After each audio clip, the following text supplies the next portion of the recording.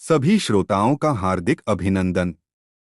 लीजिए प्रस्तुत है श्री वृंदावन लाल वर्मा द्वारा रचित कहानी मेंढकी का ब्याह। उन जिलों में त्राहित्राही मच रही थी। आषाढ़ चला गया, सावन निकलने को हुआ, परंतु पानी की बूंद नहीं। आकाश में बादल कभी कभी छिटपुट होकर इधर उधर बह जाते।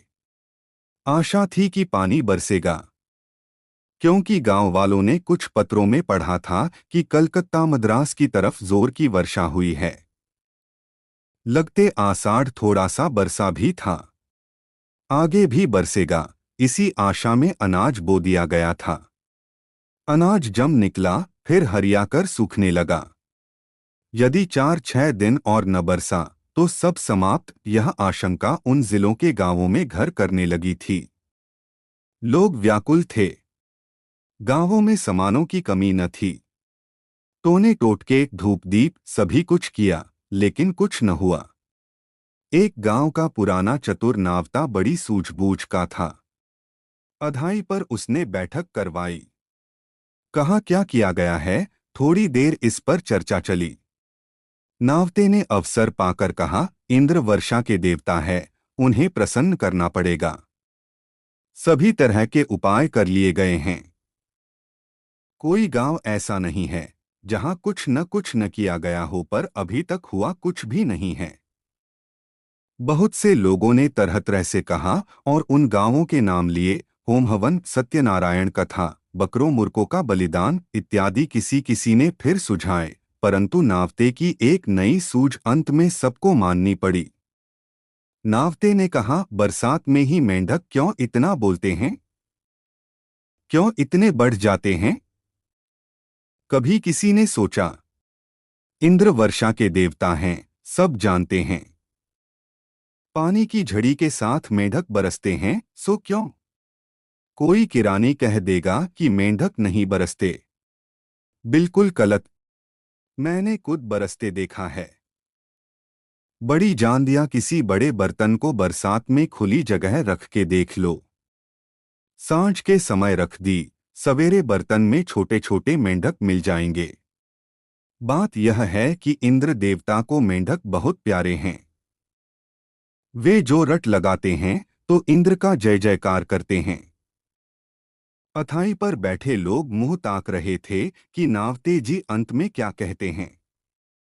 नावता अंत में बहुत आश्वासन के साथ बोला, मेंढक मेंढकी का ब्याह करा दो। पानी न बरसे तो मेरी नाक काट डालना। मेंढक मेंढकी का ब्याह। कुछ के ओठों पर हंसी झलकने को हुई, परंतु अनुभवी नावते की गंभीर शक्ल देखकर हंसी उभर न पाई। एक ने पूछा, कैसे क्या होगा उसमें। मेंढकी के ब्याह की विधि तो बतलाओ दादा।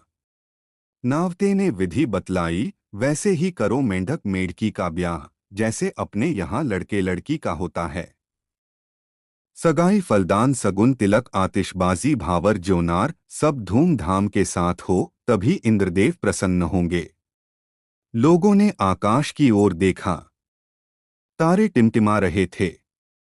बादल का धब्बा भी वहां न था। पानी न बरसा तो मर मिटेंगे। ढोरों बैलों का क्या होगा। बढ़ी हुई निराशा ने उन सबको भयभीत कर दिया। लोगों ने नावते की बात स्वीकार कर ली। चंदा किया गया। आसपास के गांवों में भी सूचना भेजी गई। कुतूहल उमगा और भय ने भी अपना काम किया। यदि नावते के सुझाव को ठुकरा दिया तो संभव है इंद्रदेव और भी नाराज हो जाएं। फिर क्या होगा। चौपट। सब तरफ बंटाधार। आसपास के गांवों ने भी मान लिया। काफी चंदा थोड़े ही समय में हो गया। नावते ने एक जोड़ी मेंढक भी कहीं से पकड़कर रख लिए। एक मेंढक था, एक मेंढकी। ब्राह्मणों की कमी नहीं थी। ब्याह की घूमधाम का मजा और ऊपर से दान दक्षिणा। गांव के दो भले आदमी मेंढक मेढकी के पिता भी बन गए। मुहूर्त शोधा गया, जल्दी का मुहूर्त। बाजे गाजे के साथ फलदान, सगुन की रस्में अदा की गईं। दोनों के घर दावत पंगत हुई। मेंढक मेंढकी नावते के ही पास थे।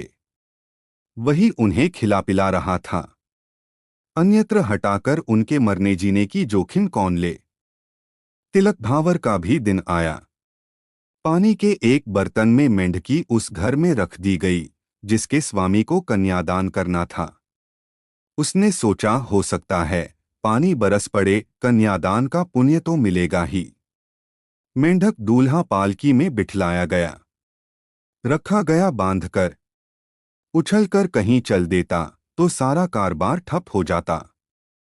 आतिशबाजी भी की गई, और बड़े पैमाने पर। एक तो आतिशबाजी के बिना ब्याह क्या। दूसरे, अगर पिछले साल किसी ने आतिशबाजी पर 1 रुपया फूका था तो इस साल कम से कम 1.25 का धुआं तो उड़ाना ही चाहिए। तिलक हुआ। जैसे ही मेंढक के माथे पर चंदन लगाने के लिए ब्राह्मण ने हाथ बढ़ाया कि मेंढक उछला। ब्राह्मण डर के मारे पीछे हट गया। कैरियत हुई कि मेंढक एक पक्के डोरे से बर्तन में बंधा था, नहीं तो उसकी पकड़-धकड़ में मुहूर्त चूक जाता। कुछ लोग मेंढक की उछलकूद पर हंस पड़े, कुछ ने ब्राह्मण को फटकारा, डरते हो? दक्षिणा मिलेगी पंडित जी। करो तिलक। पंडित जी ने साहस बटोरकर मेंढक के ऊपर चंदन छिड़क दिया। फिर पड़ी भावर। एक पट पर मेंढक बांधा गया, दूसरे पर मेंढकी। दोनों ने टर्र शुरू की। नावता बोला, ये एक दूसरे से ब्याह करने की चर्चा कर रहे हैं। ब्राह्मणों ने भावरें पढ़ीं और पढ़वाई। फिर दावत पंगत हुई। मेंढकी की विदाई हुई। मेंढक के पिताजी को दहेज भी मिला। मनुष्यों के विवाह में दहेज दिया जाए तो मेंढक मेंढकी के विवाह में ही क्यों हाथ सिकोड़ा जाए। पानी बरसे या न बरसे, मेंढक के पिताजी बहरहाल कुछ से कुछ तो हो ही गए। नावता दादा की अंटी में भी रकम पहुंची और इंद्रदेव ने भी कृपा की। बादल आए, छाए और गड़गड़ाए। फिर बरसा मूसलाधार। लोग हर्षमग्न हो गए। नावते की धाक बैठ गई। कहता फिर रहा था, मेरी बात खाली तो नहीं गई। इंद्रदेव प्रसन्न हो गए। पानी बरसा और इतना बरसा कि रुकने का नाम न ले रहा था। नाले चढ़े, नदियों में बाढ़ें आईं। पोखरे और तालाब उमड़ उठे। कुछ तालाबों के बांध टूट गए। खेतों में पानी भर गया। सड़कें कट गईं। गांवों में पानी तरंगे लेने लगा। जनता और उसके ढोर डूबने उतराने लगे। बहुत से तो मर भी गए। संपत्ति की भारी हानि हो गई। 8-10 दिन के भीतर ही भीषण बर्बादी हुई। इंद्रदेव के बहुत हाथ पैर जोड़े, वह न माने न माने। लोग कह रहे थे कि इससे तो वह सूखा ही अच्छा था। फिर नावते की शरण पकड़ी गई। अब क्या हो। उसका नुस्खा तैयार था। बोला, कोई बात नहीं, सरकार ने तलाक कानून पास कर दिया है। मेंढक मेंढकी की तलाक कराए देता हूं। पानी बंद हो जाएगा। पर मेंढकों का वह जोड़ा कहाँ मिलेगा? लोगों ने प्रश्न किया। नावते का उत्तर उसकी जेब में ही था।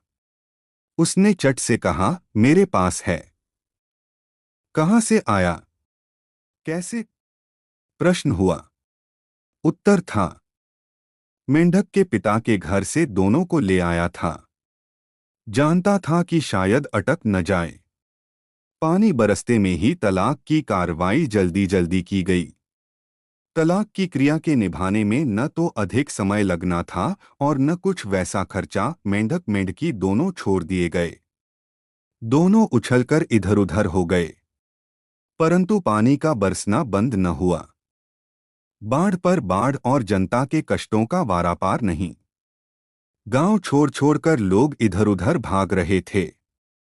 एक दो के मन में आया कि नावता मिल जाए तो उसका सर फोड़ डालें। परंतु नावता कहीं 9-2-11 हो गया।